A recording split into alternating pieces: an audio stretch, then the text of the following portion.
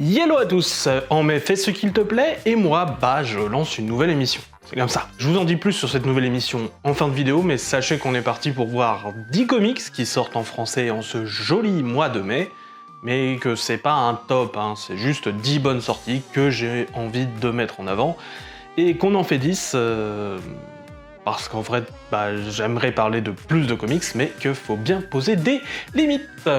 Car pendant que certains sont bloqués sur le nouveau Zelda, nous on continue à vivre dans des pages en 2D remplies de bulles.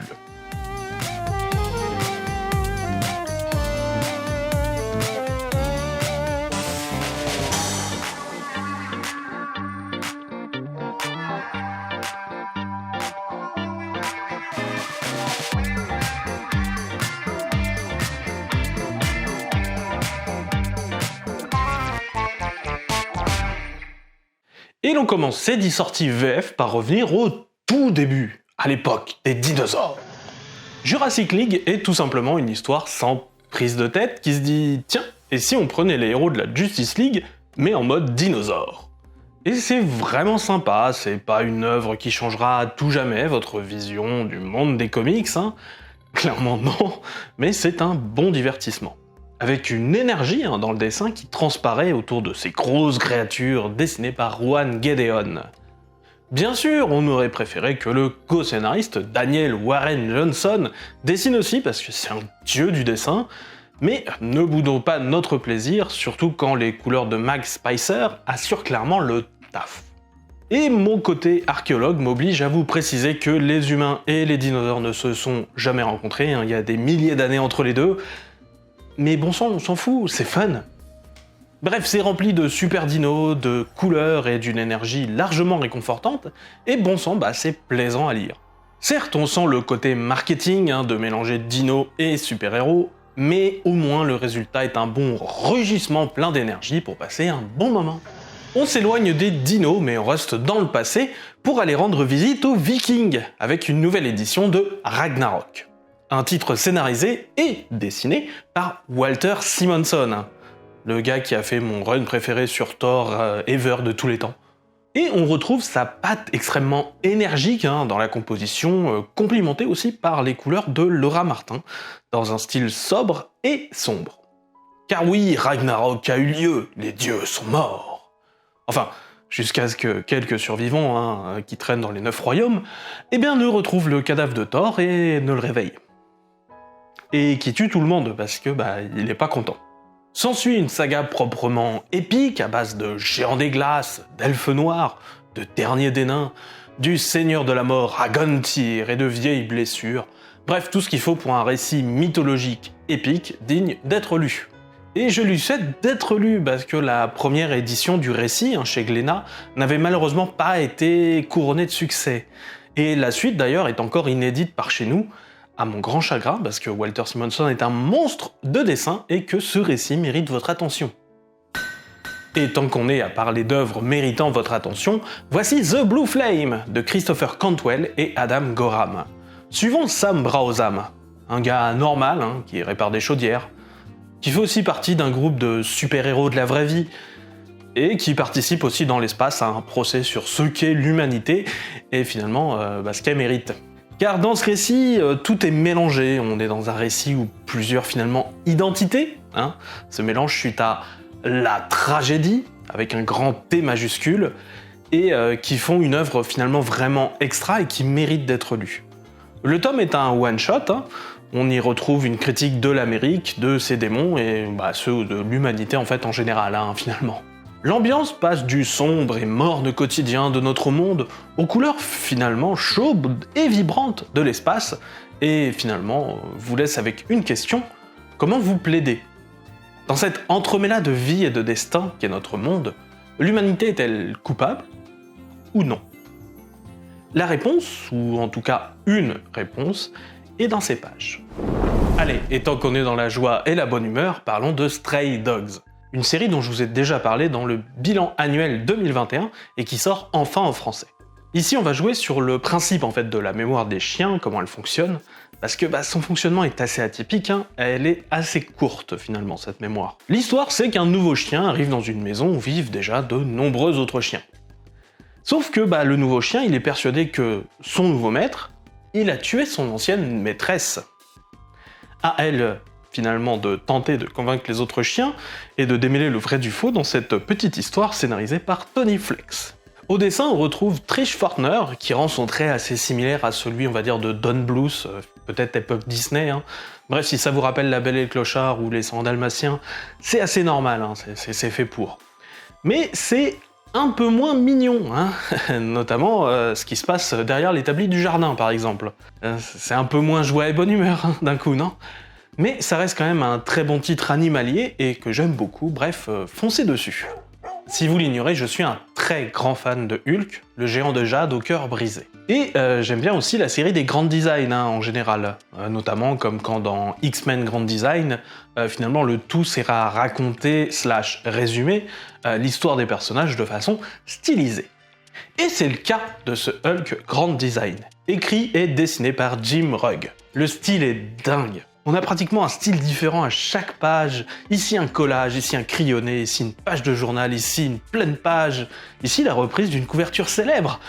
Bref, de sa création par Stan Lee et Jack Kirby en 1962 aux événements de World War Hulk et les Red Hulk de 2008-2009, vous avez ici un excellent résumé de la vie de ce géant de jade que j'aime tant, et même à mon sens le meilleur grand design sorti par Marvel à ce jour, et c'est une vraie réussite, une vraie pépite que je ne peux que conseiller. Après les collections grande taille comme le Grand Design, nous voici finalement sur la collection Nomade d'Urban Comics. Des collections petit prix où certains des meilleurs titres ressortent. Et il y a eu beaucoup de choses de sortie ce mois-ci, dont All Star Superman. All Star Superman, c'est un pitch assez simple. Superman va mourir dans 1 an et nous allons voir comment Superman va se préparer à cela et à assurer finalement l'avenir de la Terre après lui. Le tout en accomplissant une douzaine de travaux dont beaucoup tournent autour du soleil car c'est Superman et c'est un personnage solaire quand même. Dessiné par Frank Whiteley, déjà un excellent artiste, mais qui là vraiment se déchire à 2000% et produit à mon sens son dessin le plus fin et le plus précis ici, et bien il est en plus scénarisé par un copain, Grant Morrison, qui ne cherche pas ici à faire du high concept, comme souvent, mais fait au contraire des récits assez classiques et intemporels qui capturent finalement l'essence de Superman, le premier des super-héros, et cette lecture finalement nous rappelle assez bien pourquoi. Tant qu'on est dans le grandiose, parlons de l'omnibus Silver Surfer. Il reprend une série très chère à mon cœur, que j'avais décortiquée en long et en large dans une autre vidéo. Alors faites gaffe aux spoilers, du coup si vous allez la voir au bout d'un moment, c'est assez safe au début mais après voilà. Scénarisé par un Dan Slott qui n'avait pas encore réussi à aller écrire du Doctor Who, et donc qui ici crée une relation un peu à la docteur compagnon entre le surfeur d'argent et une jeune terrienne, Dawn Greenwood. C'est dessiné de main de maître par le couple Michael et Laura Allred, et ce couple d'ailleurs arrive même à maîtriser une énergie folle dans le dessin, et qui arrive même à rappeler sur certaines pages, finalement, un peu Jack Kirby. Du coup, on retrouve fréquemment une intrigue plutôt à enjeu épique, du genre comment on va faire survivre la galaxie, mais ça se mélange en fait à des intrigues un peu plus intimistes, finalement, comme comment gérer le décalage avec les coutumes extraterrestres, quand on est une terrienne lambda, ou encore comment on peut réussir à se pardonner après cette perte de vue et fortement embrouillée, après finalement ce qu'il a fallu faire pour faire survivre la galaxie.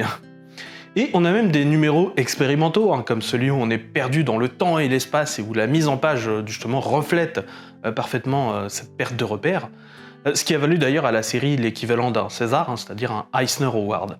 Bref, je peux que vous inciter à lire cette série extra, tant pour son dessin expressif et inventif que pour son scénario prenant et addictif. Et même une série dont la conclusion est super, et m'a beaucoup marqué, de même qu'elle marquera et a marqué le personnage du surfeur d'argent, personnage qui est aussi un autre chouchou personnel d'ailleurs. Copra, pour ceux qui ne connaissent pas, c'est une super œuvre de Michel Pfeiffer. Et si je vous recommande le tome 4, il va de soi que c'est bien mieux avec les 3 premiers tomes auparavant. Mais Copra, c'est vraiment une petite pépite que j'aime beaucoup. Il s'agit d'un récit indépendant, incroyablement inspiré par la Suicide Squad, mais qui du coup a une plus grande liberté artistique et va partir dans des directions assez folles. Imaginez une bande de bad guys et de gens laissés sur le carreau de la réussite, s'allier pour faire toutes les sales tâches dont les gouvernements ne veulent pas se charger. Voilà, c'est un peu ça le pitch de base. Sauf qu'un jour, forcément, il y a un job qui tourne mal, et c'est ainsi que commence une grande histoire pour ces gens qui ne se voyaient pas vraiment rester ensemble, hein. Mais bon, pour la survie, hein, on consent à bien des sacrifices. Le tome 4, plus précisément, c'est là où on commence à voir les ressentiments internes, on va dire, exploser, et c'est un vrai petit bonheur à suivre. C'est un récit référencé de super-héros plus classiques, mais qui est quand même entièrement revisité et entièrement libre artistiquement. Bref, Copra, c'est une œuvre que je ne peux que vous conseiller. Blackest Night est sans doute un de mes events, une de mes sagas événements préférés des années 2000. Hein. Vous m'avez sans doute vu dans une vidéo ou dans une autre avec un t-shirt de cette histoire-là dans quelques vidéos. Et non, je ne le mets pas parce que là, fond vert, hein, voilà. Bref, c'est une histoire liée au run Green Lantern de Geoff Johns, mais qui peut tout à fait se lire indépendamment, parce que, au final, l'histoire, c'est que les morts reviennent à la vie. Mais ce sont pas des zombies normaux, hein, mais des zombies qui reviennent avec leur mémoire et un seul but en tête, finalement, manipuler les sentiments des vivants et se nourrir des émotions que leur manipulation psychologique forme. On est donc loin du récit un peu de base des zombies, car ici, les adversaires sont rusés, vicieux et exploitent les traumatismes de chacun pour obtenir donc une réponse émotionnelle, et c'est quelque chose que j'aime beaucoup, et qui est extrêmement développé dans tous les tie-in, que malheureusement vous n'aurez pas forcément ici en français. Voilà.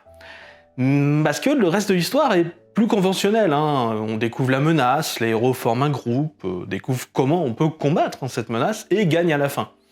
Mais ça reste vraiment de bonne facture, surtout pour une saga événement de ces années-là. En plus, les dessins d'Ivan Reis sont somptueux comme toujours, et bref, je suis obligé de vous recommander cet achat dans la gamme Nomade d'Urban Comics. Dans ce tome de la collection Must Have se trouve le premier arc de la série des Gardiens de la Galaxie de 2008, des scénaristes Dan Abnett et Andy Lanning. Ces deux scénaristes, à l'époque, en fait, rénovaient de fond en comble l'ensemble de tout l'univers cosmique de Marvel, et ont remis au goût du jour l'équipe des Gardiens de la Galaxie. Jusque-là, une série somme toute mineure, même si très sympathique. Mais cette série-là va avoir un franc succès et va donner finalement les Gardiens tels qu'on les connaît aujourd'hui et qu'on a pu les voir en film au final. L'équipe étant fraîchement créée après les événements de la série Annihilation Conquest, nous voyons ici comment cette équipe de poids lourds galactiques va apprendre à travailler en commun et à gérer de grosses menaces, avec même parfois un petit côté télé-réalité, où l'équipe fait un débrief en fait a posteriori des actions menées et de leur succès, ou non. Avec Paul Pelletier au dessin, on a le droit à une action bien assurée et de qualité, et on ne dit jamais non à cela. Et voilà, ça nous fait 10 comics en fait qui sortent en langue francophone, tout simplement dans ce joli mois de mai 2023. L'émission, elle va sans doute vous dire des choses. Si vous êtes un vieux de la vieille de cette chaîne, tout simplement en fait j'essaye de ressusciter un vieux concept qui date même de l'époque de Comics Actu, donc ça remonte, qui était Flash Critique. Flash Critique qui a réussi à survivre un peu à la fin de Comics Actu, mais pas très longtemps. Voilà. Donc c'était un peu ça, je revenais assez rapidement sur des titres que je lisais. Là c'est juste que je me force à rester donc sur 10 titres qui sortent en VF, sur un mois. Pourquoi 10 comics ? Tout simplement parce que je m'impose les mêmes règles tout simplement que l'autre émission d'e-comics, c'est-à-dire, vous l'aurez sans doute peut-être vu, 3 DC, 3 Marvel et 3 indépendants, et un Joker. Voilà. Que je peux mettre dans chacune des 3 catégories selon mon envie du moment. Donc voilà, donc l'idée c'était de faire un peu ça, c'était un peu de faire revenir Flash Critique, marchant mieux marketingement parce que D-Comics en fait est une des émissions qui fait pas mal de vues finalement sur cette chaîne, et j'en suis très content, merci beaucoup. Mais du coup ouais, c'est un peu le pitch quand je me suis dit je vais faire cette émission, c'est je vais faire Flash Critique, marketingement viable. Je me dis que de temps en temps, il va peut-être y avoir 11 comics de temps en temps quand j'ai envie, mais je me mets une règle très particulière là-dessus, ce sera toujours en fin de vidéo, en mode arrivée d'un personnage dans Smash Bros, dans Smash Bros, vous voyez, un nouveau challenger arrive, et ce serait éventuellement forcément un numéro 1 VO. Voilà. C'est la seule chose que je me mets à faire, parce que les numéros 1, voilà, ça est toujours intéressant à voir, parce que c'est difficile de vous dire d'aller voir tel ou tel arc en cours en VO, c'est très compliqué. Tandis qu'un numéro 1, ça va, ça peut se faire. Donc du coup, voilà, de temps en temps, il y aura peut-être ça aussi qui arrivera en fin de vidéo.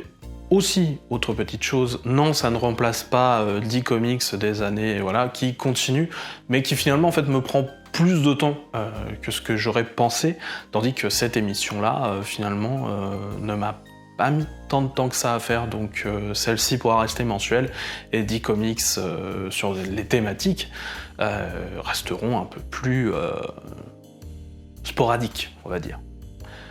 Donc voilà, c'était tout simplement la fin de cette émission, je vous souhaite une bonne santé et tout ça, et puis bah à la prochaine fois. Salut!